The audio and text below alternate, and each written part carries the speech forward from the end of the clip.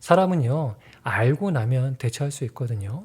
그런데 중독을 부인하거나 인식하지 못하면 도박으로 인해 발생한 문제들이 나의 일상을 집어삼킬 수가 있다는 점을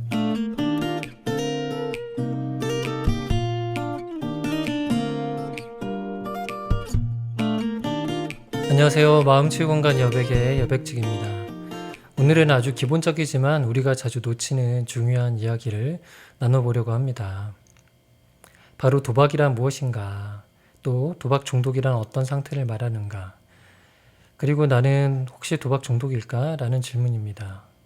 내가 혹은 내 가족이 도박으로 인해 어려움을 겪고 있다면 오늘 영상이 문제를 더 정확히 이해하고 회복의 실마리를 찾는 데 도움이 될 수 있을 겁니다. 먼저 도박의 정의부터 짚어보겠습니다. 도박이란 미래의 불확실한 결과에 돈이나 가치 있는 것을 거는 행위를 의미하는데요. 이 행위의 핵심은 두 가지라고 할 수 있어요. 첫 번째는 결과가 우연에 의해서 좌우된다는 것. 두 번째로 금전적 이익 또는 손실이 걸려 있다는 점. 이 두 가지를 만족하면 우리가 흔히 도박이라고 부릅니다. 단순히 게임을 즐기는 수준이 아니라 잃을 수도 있다라는 리스크와 얻을 수도 있다라는 기대감이 동시에 작동한다는 것이 특징이라고 할 수 있습니다. 도박은 생각보다 다양한 형태로 우리 주변에 존재하는데요. 다음과 같은 대표적인 유형이 있습니다. 전통적으로는 카지노, 경마, 경륜, 경정, 스포츠 토토, 복권 이런 것들이 우리에게 익숙한 도박이죠. 최근에는 온라인 도박으로 불법 스포츠 베팅, 온라인 슬롯 머신, 온라인 포커, 바둑이 게임 이런 것들이 있습니다. 요즘은 무엇보다 스마트폰으로 불법 온라인 도박에 빠지는 경우가 굉장히 많아졌습니다. 스마트폰 앱을 통해서 언제 어디서든 빠르게 접속할 수 있기 때문에 시간, 장소 이런 거에 구애받지 않고 반복적으로 도박을 계속하게 되는 구조적인 위험이 있다고 할 수 있습니다. 또 한 가지 중요한 포인트가 있는데요.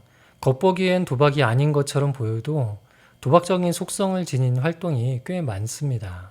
예를 들어 주식 투자나 가상화폐 투자를 들 수가 있겠는데요. 주식을 투자가 아닌 투기처럼, 즉 단기간에 큰 돈을 벌기 위해 무리한 베팅으로 진행한다면 이는 도박과 다를 바가 없다고 할 수 있습니다. 실제로 코인 중독, 주식 중독처럼 충동적으로, 감정적으로 대응하고 추격 매수하고 손실 만회하는 도박 중독적 양상을 보이는 분들도 꽤 많이 있습니다. 또 온라인 게임 내에 랜덤박스 같은 확률 기반의 아이템 구매 행위들이 좀 있는데요. 이런 건 역시 도박적인 특성을 가지고 있기 때문에 중독의 위험성을 어느 정도 가지고 있다고 할 수가 있습니다. 중요한 것은요. 도박이라고 규정해서 부르느냐 안 부르느냐 이것이 아니라 본질적으로 도박적인 성격을 가지고 있느냐 아니냐 이것이 중요한 겁니다. 그렇다면 도박 중독은 무엇일까요? 도박 중독은 학술적으로는 도박 장애라고 분류하고 있는데요. 자신의 의지와 상관없이 도박을 반복하고 그로 인해서 삶에 여러 가지 피해가 발생하는 상태를 의미합니다. 이는 단순히 재밌어서 계속하는 습관적인 행동이 아니라요. 뇌의 도파민 시스템이 변화돼가지고 발생하는 일종의 정신질환이라고 할 수가 있습니다. 한 번 이기면 끝낸다. 이번엔 정말 다르다. 식의 비합리적 사고를 동반하고요. 충동 조절의 어려움, 스트레스 대처의 어려움, 감정 조절의 기능이 약화되는 현상들이 나타납니다. 여러 가지 정신질환을 진단하는 데 가장 널리 쓰이는 DSM-5에 의하면요. 최근 1년간 다음 항목 중에 4개 이상이 해당되면 도박 장애일 가능성이 높다라고 보고 있습니다.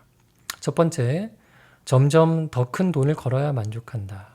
두 번째, 도박을 줄이거나 멈추려고 했지만 실패한다. 세 번째, 도박하지 않으면 불안하거나 짜증난다.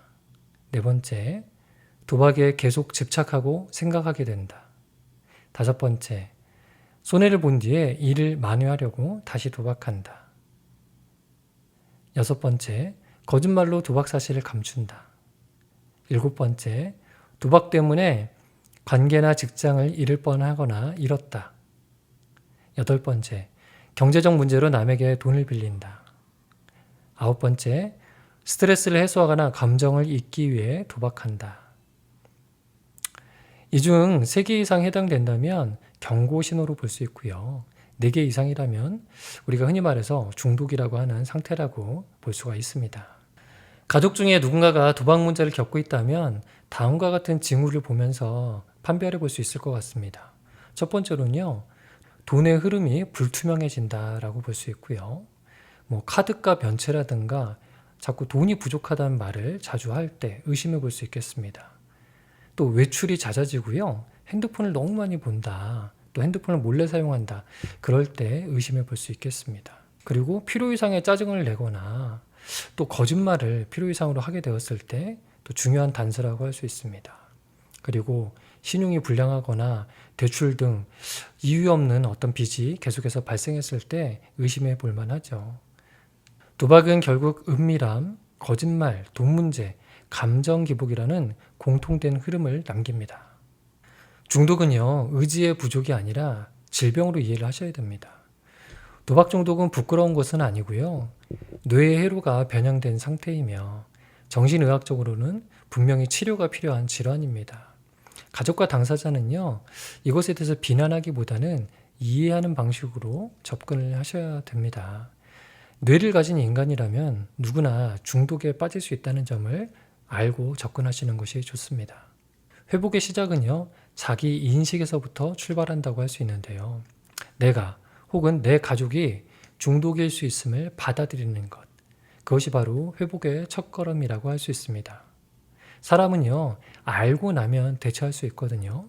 그런데 중독을 부인하거나 인식하지 못하면 도박으로 인해 발생한 문제들이 나의 일상을 집어삼킬 수가 있다는 점을 꼭 기억하시기 바랍니다. 오늘 영상을 보시면서 혹시라도 나에게도 해당되는 것 같다, 우리 가족이 위험한 것일 수도 있겠다 라는 자각의 계기가 되었다면요, 이미 회복을 향한 문턱을 넘어선 것이라고 할 수가 있습니다. 회복은 멀고 막막해 보여도요, 작은 이해와 점검에서부터 시작할 수 있습니다. 이 채널은 그런 분들을 위해서 만들어졌고요. 도박 중독은 혼자 이겨내기 어렵습니다. 하지만 함께라면 가능하다는 것 꼭 기억하시기 바랍니다. 지금까지 여백지기였고요. 영상이 도움이 되셨다면 구독과 좋아요를 눌러주시고 회복의 여정에 동참해 주시기 바랍니다.